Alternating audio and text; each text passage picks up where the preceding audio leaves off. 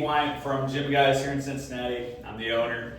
We've been in business for about a little over a year. 1 year anniversary was January. It's been a great ride so far. We've started off with one trainer back in the day. We're all the way up to 12. That started with Marquise, right? Yeah. So Marquise it was you and Marquise traveling the turf essentially. Yeah, so Marquise, and we had one other named Stephanie. Okay. So we start off with one in Union, which is our southernmost territory, and then one kind of in the northern part, which is Marquise. And then we've kind of slowly built out from there. Okay. Now, so you said you've been in just a little over a year. What was it like getting started?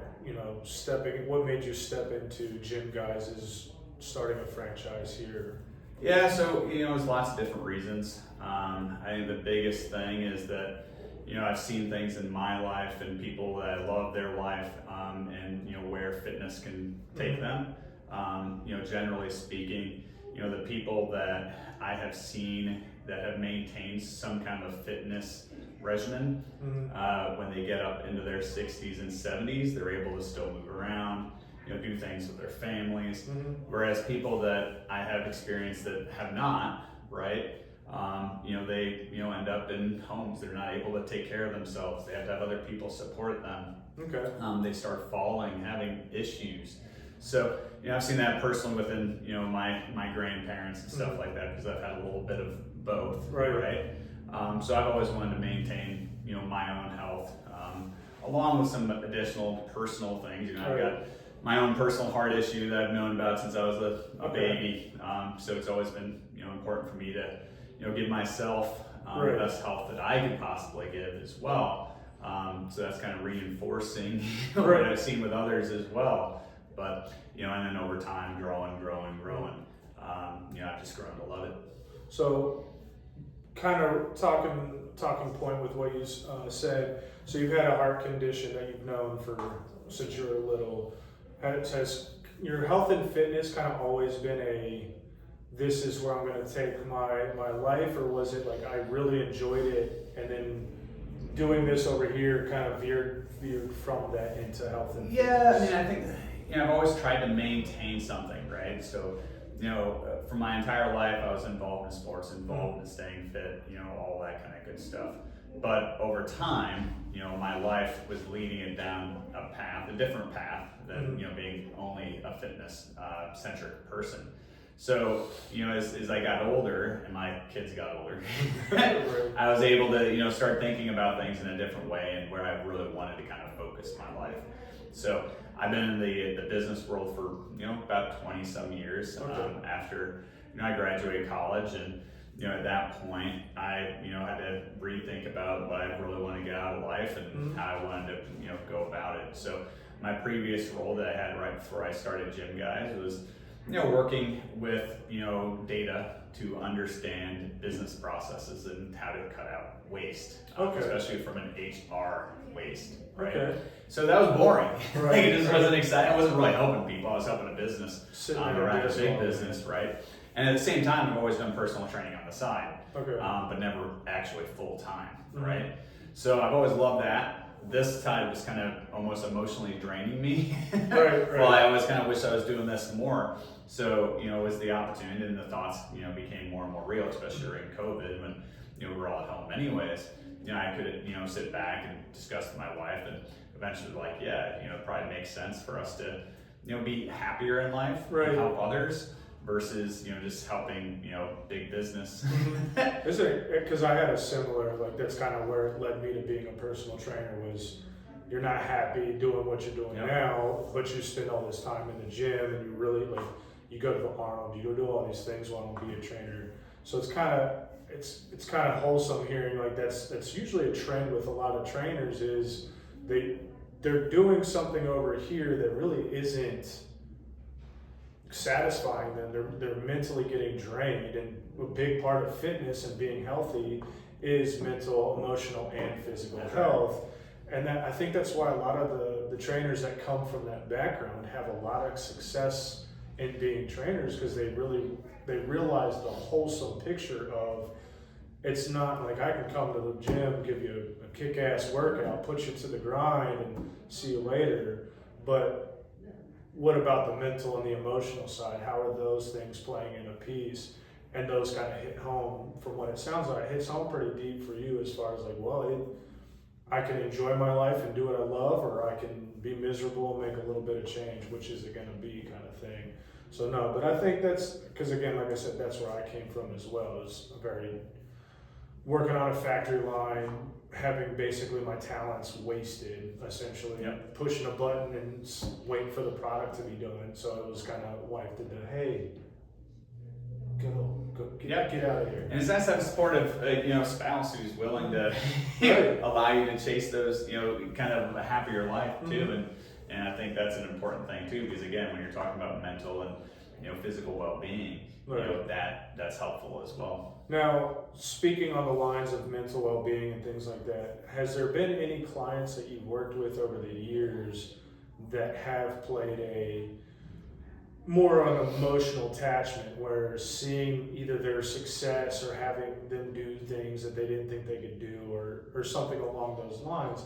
Is there a client that you've worked with, or clients that you worked with, that really kind of changed man, I really enjoy this side of being a trainer, is seeing someone that was essentially, I can't do this isn't me, and getting them on a path that they never thought they could be in? Yeah, absolutely. I'm going to give you two. Okay. Because the reason I'm going to give you two is one on one side of the realm and the other one on the other side. So the first I'm going to talk about is an 83-year-old woman. Okay. Right?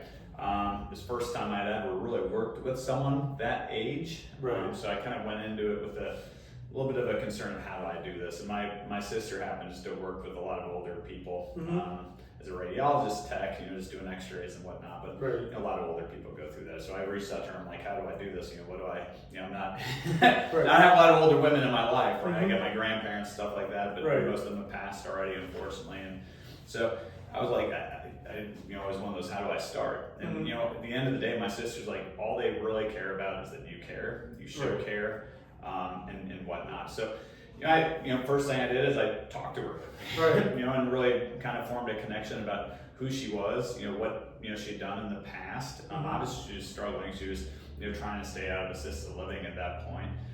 She had fallen. She had lost her husband at the time. Was really down mentally. Just didn't feel like there was recovery. Right. So, she was in her chair, she was watching TV all day, and she just flat couldn't really move or was afraid to move. So, we talked through a lot of things, and we set up some goals in just terms of very basic things of getting up and down out of your chair 10 times, and we were gonna, eventually do it 3 times, 3 Right. sets of 10. Okay. She's like, there's no way I'm ever gonna be able to do that. Right. Right? Because she couldn't do 3. Right. And I'm like, look, we're gonna work on that together. We're gonna do some other things, but that's gonna be the main goal. And we kept talking, and she used to be a former, soccer coach to her kids and whatnot. And I'm like, well, and we started looking at how she moved her legs and stuff like that, and using this heel and toes and stuff like that. And her left leg wasn't working as well as her right leg, which is probably the reason why she was falling and tripping. She couldn't have both legs in the same way. So. And we started using a soccer ball because she was a former soccer coach. We just did, just something that from her past that she loved, making a personal connection into that and utilizing that just to kind of work on ankle mobility and stability and stuff like that, because you're working even on the hips just to get that foot up on that ball and using that. So, over time, we got her there, right? And she was amazing. I always kept having to remind her, because it's one of those things when you're working in fitness also, people don't remember where they were, they only remember where they are now, right? Yes. So you always have to be like, all right, so remember that time that, first time we talked, you said there was no way we were gonna do that, well, you just accomplished it, right? And the 6 weeks that we were working with each other. Now we're gonna set a new goal. And they're gonna say there's no way we're gonna do it. Right? But we're gonna, that's the new goal, and we're gonna work towards that, right? So that's a really good way of showing, like, even when we're older, right, we don't think we can do it, right? You work on the mental side, you work on the physical side at the same time, you work on a goal, and you can accomplish it, right? Absolutely. So that's one. On the flip side, 17-year-old, 300 pounds, just real dealing again you get to, that weight, a lot of times you're dealing with something, that is beyond, just the physical nature of it. You're probably dealing with some things from a mental standpoint that have gotten you there and whatnot. And, so in that, it was the same sort of deal, even though 17-year-old, 83-year-old. So, that was more of like talking to her about, okay, these are the things we're going to accomplish. And it was more of a physical accomplishment in terms of, we're going to work hard. Right. We're going to show you the ways that, from a physical nature, your body is capable of.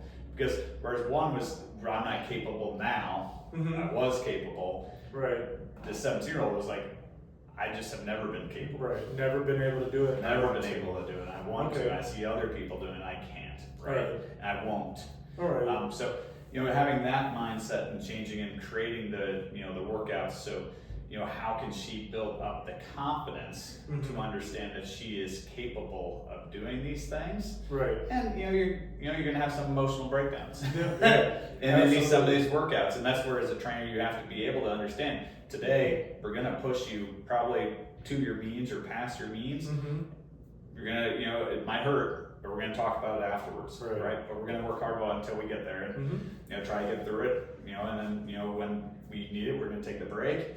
And then we'll kind of, tail it back down. Just know we're working towards that goal that we had discussed. Right. And then once you get into it, really is something that's empowering, just to see someone who didn't think they could accomplish something and have these different, emotional journeys, because there's going to be peaks and there's going to be valleys. Right, absolutely. And as a trainer, you're going to try to help navigate through all of them, right? Never get too high, but celebrate them. But also you're going to understand there's going to be some lows. So now with this client, it sounds like they had a lot of issues with the term failure, right? So in fitness and health, especially on the physical side, a lot of what we're doing is pushing you to failure. So, and me personally with a lot of my clients, and I remind them almost every session, this is the only place in the world where failure is the goal. I want you to fail on the movement. I want you to push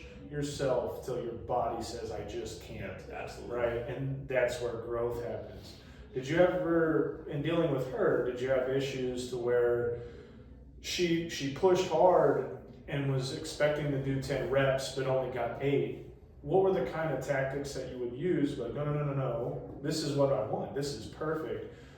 And did she see it as a win, or did she see it as a fail to add into her other failures? I think that, that this goes back to the mental side, that, your body, it cannot do everything every day, right? Just because you did 10 one day doesn't mean you're going to do 10 the next day. Absolutely. It doesn't work that way. So there are some discussions that way. To understand how you're feeling that day, your body, is going to go through recovery periods, and when you have that recovery, you're not necessarily going to be able to do as much as you previously could. Now, that's one side of the coin. The other side of the coin is, are we actually pushing ourselves to that area that we need to accomplish what we're after? And in those cases, each person is a little bit different. In her case, it was more of that block of it's starting to hurt. I need to stop. It's starting, and there might be some other things going on, from a mental or a food perspective that you didn't prepare them for that journey. So you got to be careful with both things. But the big thing is reminding of what that goal is. What is it that is the reason you reached out originally to work with us? Right. What was that? And then coming back around to it in those tough moments, and saying, hey, last week maybe celebrating that, right? This week it's okay. I know it stinks right now, right? But you're gonna feel better after this session, right? And you can revel in that accomplishment of what it was that you were doing. So it's that gentle balance of understanding. And over time, the nice thing about GymGuyz is that we're working with you one-on-one. You get to know us really, really well. We get to know you really, really well. So we know when it's maybe a day that you're just not fully capable of getting that workout in for different reasons. Maybe you're just tired. Maybe you didn't have enough liquid or whatever it was. or is it a day that you just, from a mental capacity, need that extra pushing to kind of get you through to where you need to get to, and push your body to where it needs to be. And I've had several clients, one in particular that I had to teach, this is owl pain and this is workout pain. Because it was she would saying kind of like her muscles would get full and she'd start to feel sore, and then she would, oh my gosh, and basically shut down, to where we even had one session where she was working out and crying at the same time because she had never really experienced working out in the capacity that we were working out.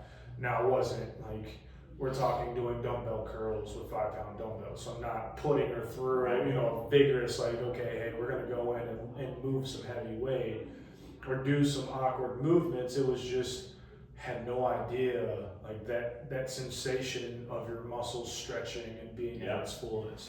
So it's one of those, I've had that same pleasure of dealing like, no, this is okay. We're gonna push past this. We're gonna get used to it. Versus you stubbing your toe, now that's pain. That hurts, right? We can cry about that one. That's right. So, but no, that's again, and I will say, working with GymGuyz, I have truly enjoyed all of the clients getting to know them on a much more, I feel they're more open to talk to you about things going on because they feel safe in their house versus no one's listening. It's me and you in the house. I'm not in a gym where some random person's gonna walk past and hear us, and we're on the open floor. So I feel like I get to know my clients a lot better in that aspect, a lot more confidence in that aspect, kind of thing. Now, how long have you been a personal trainer in general before becoming to gym? So I've done it for about 10 years. 10 years, okay. Now, that was working with, like I said, some youth. That's been working with, some people. I've never worked in a gym. It's always been stuff that I've been doing at home, just like GymGuyz. So I've always been in that way. Reason for that is because it's always been something that I was working on the side, right. for the most part until recently. So I've always valued that way, and I've always valued the relationships that I've had with working with people at their homes, or occasionally within gyms that we were just going to and whatnot. The thing that I've always appreciated about, even when I first started, is everyone is starting from different places, right? And when you're working with them individually versus in a gym, although like I said, I worked in a gym, so I'm imagining this to some extent, but again, it's that bond and that relationship that you can generate with that person to understand exactly what they are and what they are trying to accomplish. And you can track it over time and show them a pathway. So even when they move on past your relationship with them and working with them, that they know what to do in the future. And they can always reach back out to have additional conversations or additional sessions with you, so you can refresh. All right. Or if their momentum starts dying down and dwindling, and they need that extra push, right? Sometimes people will come back. And that's where one of the things that I don't I'll say for a lot of new trainers, because when I first started, I told the gym that I went to, and I'm not going to name any names because I'm not burning bridges, but when I first started, it was kind of like, hey, I want to learn from another trainer. I've always my whole life's been trial by fire. I've been, even when I went to the military, here you go, you're all coming in together. We're going to just pick who's going to be the leader and go. So it's kind of one of those hey, I wanted to learn, and they are like, oh yeah, sounds great, and pulled the plug on me kind of thing. We're leaving, see you later. So it's kind of one of those, I like to do a lot of questions that kind of hey, becoming a trainer for the first time, these are things I wish I would have known, right?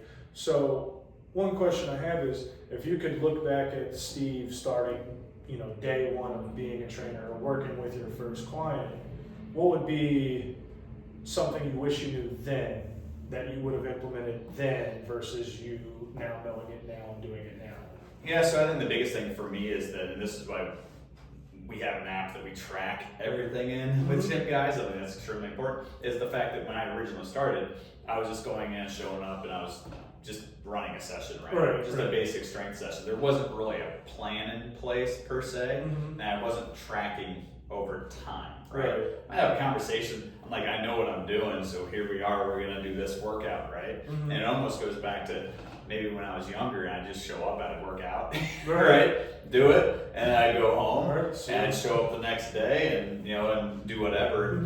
Over time, even for my personal, you know, workouts, but most definitely with the people that I work out there, it's the, you know, let's track it. Let's make sure we have a plan, that I'm planning weeks in advance, not just showing up and having a workout and just saying, here we go, right?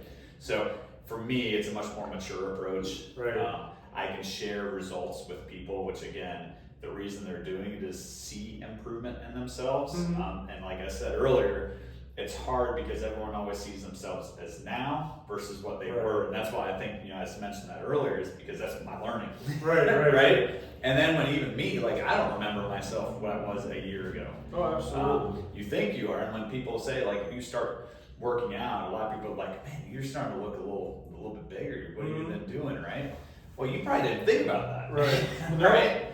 So that's why it's hard. So like the thing that we can bring as trainers is to help provide that information, right? That specific feedback. Be like, yeah, you came from here to here, right? No, absolutely. And where are we going to take that, right? See, and again, it's kind of the same for me. I would show up, like, I know I have a plan in my head that I'm executing and we're moving towards, but the workouts weren't always, okay, we're doing this. Because I kind of hung up on one of the trainers that I talked to was, you have to be able to kind of maneuver and change things up rapidly. So it was kind of one of those, like, well, if I'm having to change things up, better to have like a general plan than a specific plan, because I can change a general plan very, very quickly. But then too, I always preach to clients, like, you don't see change because you're always seeing you. And I've always, like, you walk past a mirror, a window, like, they're always seeing the reflection. So those micro changes don't have an impact because you're seeing yourself almost every hour of the day, every day of the week, to where you go see your buddy that you haven't seen in a few weeks. Oh wow, like, holy cow, you really made a drastic change. So a lot of my clients, I kind of preach even if we're not doing a weight target goal, take progress photos so that you can even see, because with strength comes size, right?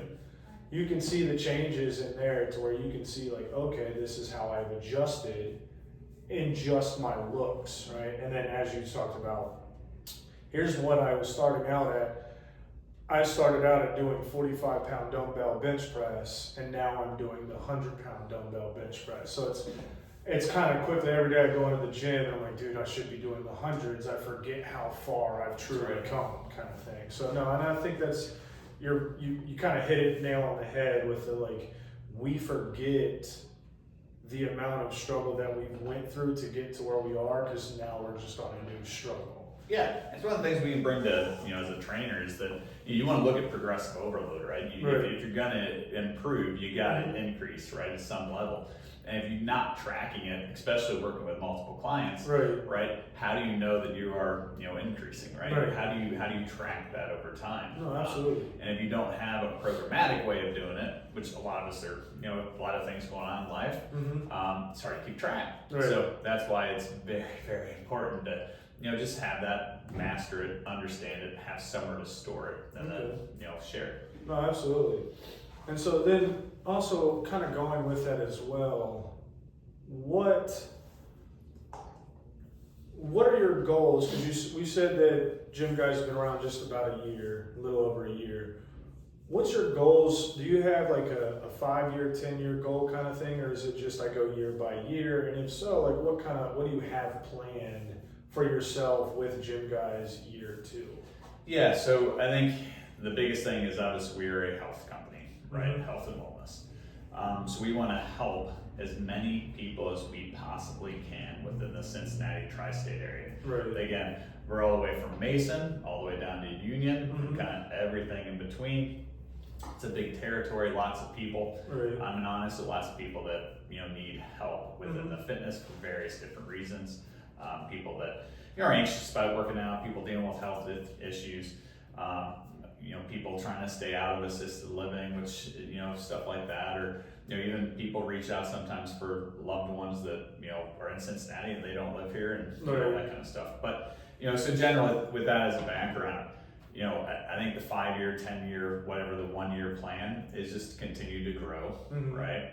Help as many people as we possibly can with whatever it is that they're struggling with, whether that's someone that's just beginning on a new fitness journey, whether that is someone that is in a rut, is looking for how do I get out of that rut and start making progress towards a new goal, whether that's someone that's got a very short-term goal, whether it's a wedding, whether that's a personal vacation that's coming up, whatever that is, or like I said, a health-related issue that they need help rehabbing from. There's so many people having hip replacements and knee replacements, so many people on Ozempic or other weight loss medications. And the thing with that is it's doesn't delineate between muscle and fat. So if you are a lot of times when you're going through a knee replacement or hip replacement, you are on a weight loss medication pre-surgery to lose as much weight as possible. Yes. Well, the problem with coming out of that is that, all of a sudden you are losing muscle, you're losing fat, you are losing weight, but when you're trying to rehab that injury, you're still burning muscle artificially. Right. So how do you actually then, rehab it and get yourself where you can move again? So many people have that issue. Right. So for us, it's getting in front of those people, making them and helping them with those struggles and understanding how their choices need possibly assistance within the strength atmosphere, and then kind of going from there.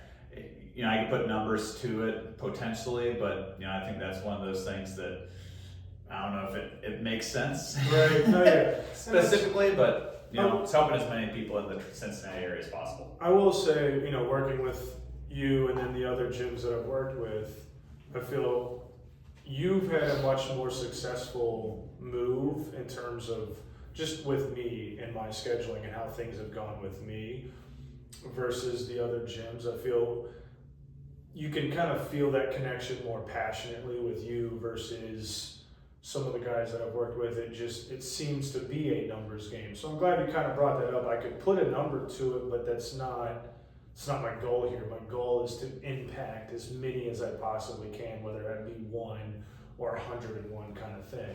So I like the fact that it's not just I'm here to, I'm going to get 50 people. No. We want to just change lives. If I change one life, I think that's success, right? And then you had made a mention with the weight loss. So I kind of want to shift gears a little bit and go a little controversial because for those of you that don't know, I compete naturally as a bodybuilder. So my look and shape is very, very important piece. Now I'm really fluffy right now because I'm in off season, but it's part of keeping my mental health, right? I need to be able to eat ice cream when I want to. I just know what work it's going to take to burn it back off. But that being said, me in my personal life, I've had a huge bout with loved ones in overweight and things like that, to where they've even mentioned jumping on Ozempic or some of these weight management medications. And where it gets kind of controversial is I've always noticed it was the love me for me, my skin kind of thing until this kind of came to light. And I noticed that kind of all of a sudden it wasn't a love me for me kind of thing. It was now here's the easy ticket, right? Get on Ozempic and we're gonna lose weight, right? That being said, have you dealt with clients that have moved in that direction where it's I really just want to use a trainer and Ozempic at the same time, or any kind of fat burning medication? And if so, what's your feelings when it comes to taking those steps towards that? So it is a tough one because I've got personal feelings on what I would do, right? And then I've got feelings on what others may or may not. I'm not in the same shoes as other people necessarily. But what I will say is that I think, weight loss medication, it probably has a place, right? And if you're having some issues, and I think there's different reasons for it, whether, like I said, you're about to have a surgery, or people that might have some underlying disease that they're trying to weight plays a part into some of that, right? And that's an issue. But here's what I'm going to say about it, is that if you're not taking other steps than just taking Ozempic, you are shortchanging yourself. Right. It's just like any other diet fad to me. Right. And then my mom, she went through diet after diet after diet growing up. And it was one of those things. She got off one diet and would put the weight back on. I saw it, and probably honestly the reason that in a way, things like that when you're a kid kind of weigh on you, and you see it, and and so she's always like doing Optifast, like these terrible shakes that is smelled, and she hated doing it. And I just always remember, I'm like, Mom, why are you doing this as a kid, and whatnot? But she never took steps to work out, ever. And so if you don't, it's gonna be the same thing. It doesn't matter if it's Ozempic, weight loss medication, anything like that. You're gonna go like this, and once you get off of it, goes right back on at some level, right? So it does curb your appetite, great. So did gastric bypass. So did, if you go back and go into the Optifast and all that kind of stuff. It's Optifast, then it almost went into the bypass surgery, stuff like that. Now we're into the shots. And to me, the only way of truly getting yourself healthy long term is by strength training mixed with some cardio, and getting yourself a healthier body that is going to be more resistant to potential injuries. Because the biggest thing that's going to end, or decrease life expectancy is getting hurt. Right? There's other stuff we're not going to be able to control. Heart disease to some extent, right? Cancers, stuff like that. Now, another controversial thing, is working out potentially push that back? I believe it does. Does it get you extra time potentially? Maybe, right? You think so? I would certainly hope so. Put it in that category, So at any rate, you're giving yourself the best opportunity to spend the most time that you have with your loved ones, with your kids, all that kind of stuff, by instituting some kind of strength training, by instituting some kind of healthy habits. And you have to start with some form of exercise so you can move. If you don't strength, if you don't do stuff, you're going to lose your balance, because you're going to lose the core strength. It's just natural. It's what happens to every human. It doesn't matter who you are. But you can help tide that and make yourself less injury prone, better balance so you're not falling. And once you do that, then it's a slide. It's a bad slide down, and Ozempic can't give you that. And I feel the same way. Due into my personal life, we had a kind of weight challenge going on, and we took the steps, and she put in the work kind of thing. But one of the things that I feel like doctors in general that deal with the weight management kind of miss on, and this is again through personal experience that not me personally experienced, but it was a loved one that went through it, was more so than the way that it was handled afterwards. It was you're not helping me gear to a healthier lifestyle. You're not helping me truly change the habits that got me to my excessive weight lifestyle. And that being said, I agree with you. Ozempic has its place. Weight management has its place. We've all seen the my 600-pound lifestyle with Dr. Now, right? Those individuals could use something like that and works with somebody teaching them and helping them lifestyle with dieting, not just telling them, here, eat this, right? Who wants to eat chicken, broccoli, and rice besides me every freaking day? Nobody, right? And even you said you can't do it all the time. No. And that's the thing. No one can do it all the time, and no one really does. It's even if you watch Dwayne "The Rock" Johnson, anyone, they have the time and the place that they're doing it, right? and they know, but they also have times when they're not, because you need these breaks. Everything is a peak and a valley. Exactly. And so is training. You can't train 100%, 100 miles an hour at all times. Right. It's not going to work. That's going to break your body down It's too. going to create burnout, overtraining, everything. And even in the bodybuilding world, we have the term peak week. Like, we have worked for 12, 8. In my case, I worked for 20 plus weeks up for a singular night. And then after that singular night, I took my time to come back to a healthier body fat percentage. And then it was like, okay, it's off season. I'm going to enjoy the barbecues. I missed, birthday parties, cupcakes. I don't know how many times it was like, you want a cake? Like, yes, I do.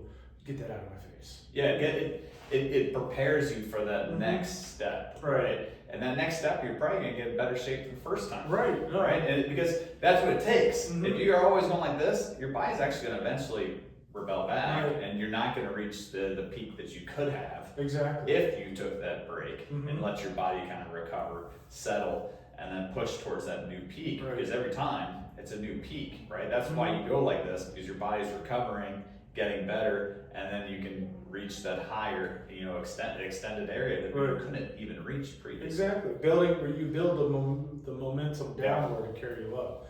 And me as a trainer, I have you know who you are, who I'm talking about. I would have to tell, like, no, you're on vacation. Go enjoy your food. Enjoy your margaritas. Enjoy your time. Go to the buffet. Just don't eat the buffet. Right? Don't eat the whole thing.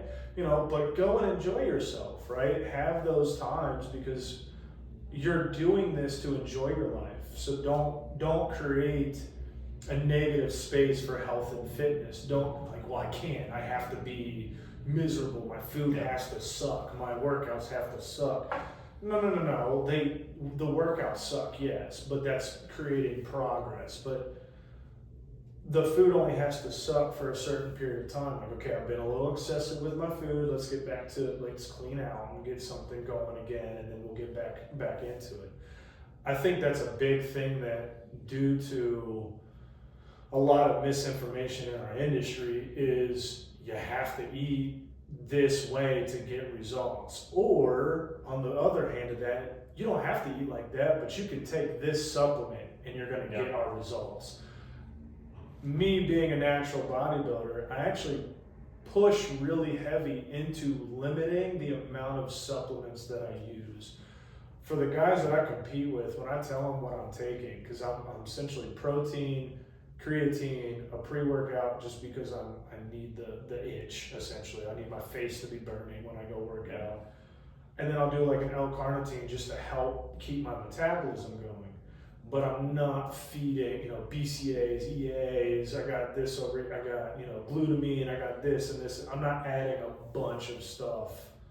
I'm getting my nutrition through food, right? And so it's kind of that, like, no, you don't have to.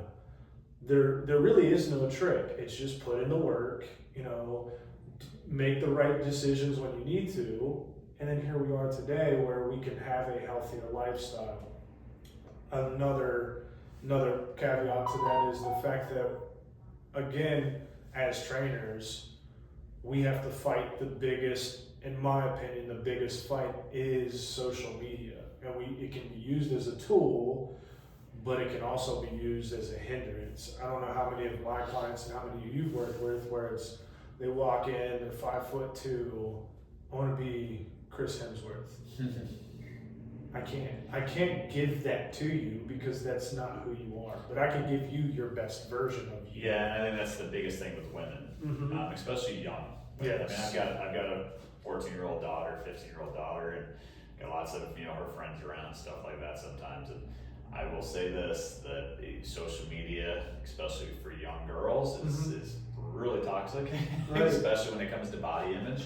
But really, women in general, it's one of those things that you can't look at pictures online and see someone that has set themselves up for that picture that they've set up, and they've got their muscles swollen up from a workout, and they look really good as they're flexing, and they just got done with the workout, versus someone that just ate.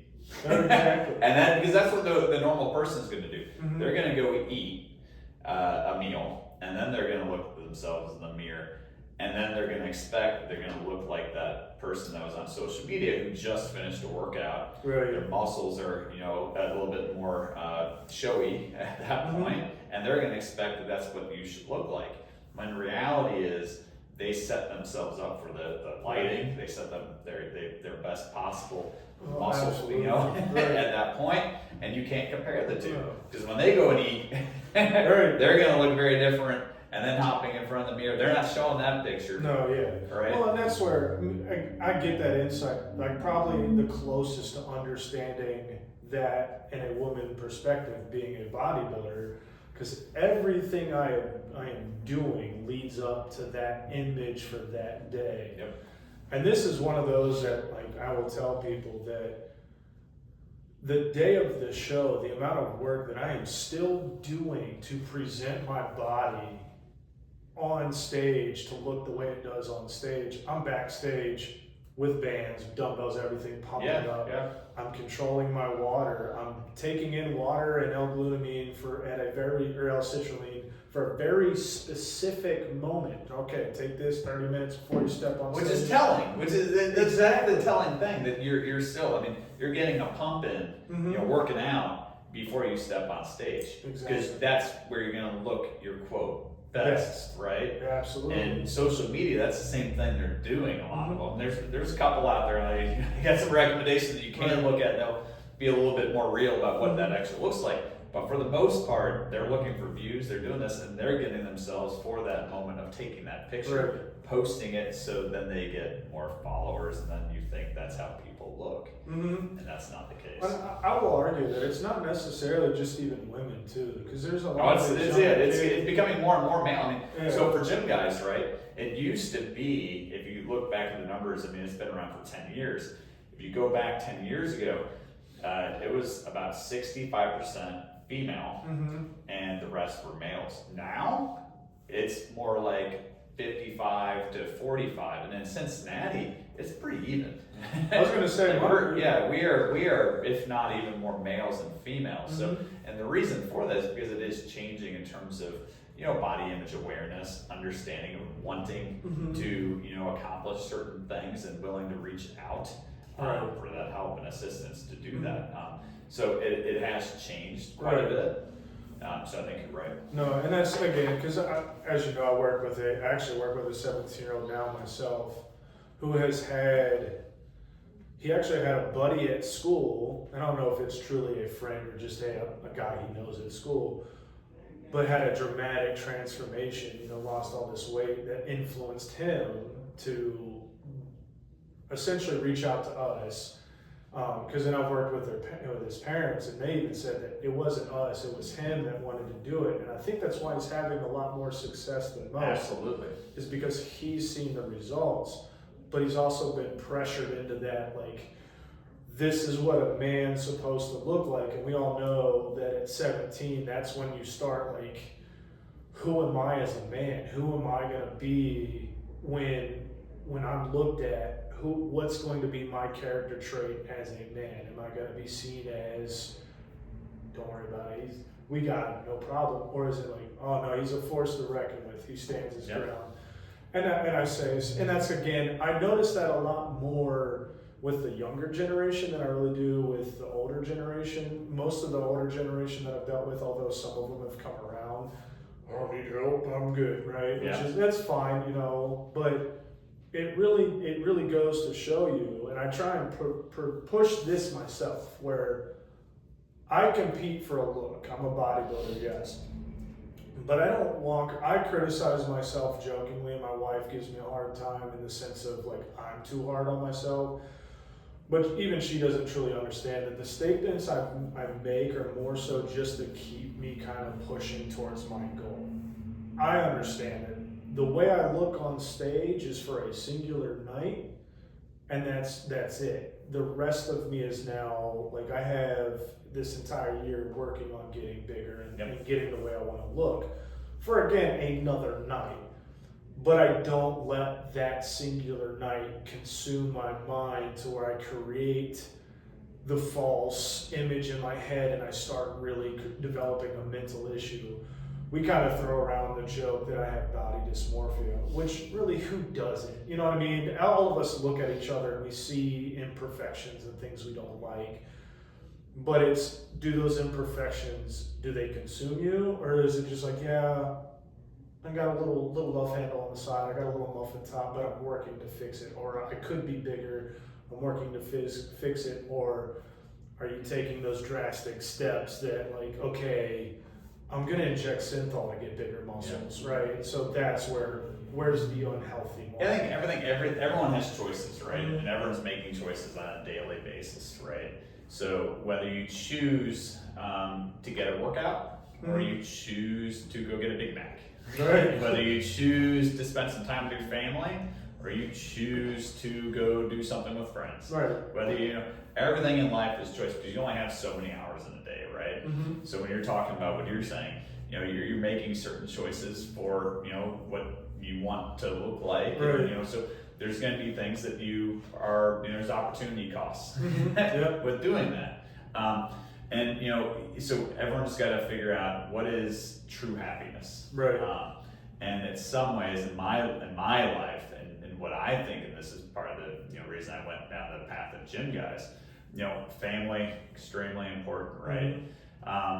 If you want to be around your family, you gotta have health. So Right, there's absolutely. got to be fitness, which means I need to take time for myself to get that fitness and that background. Right. How much of that? Right? That's everyone's Yeah.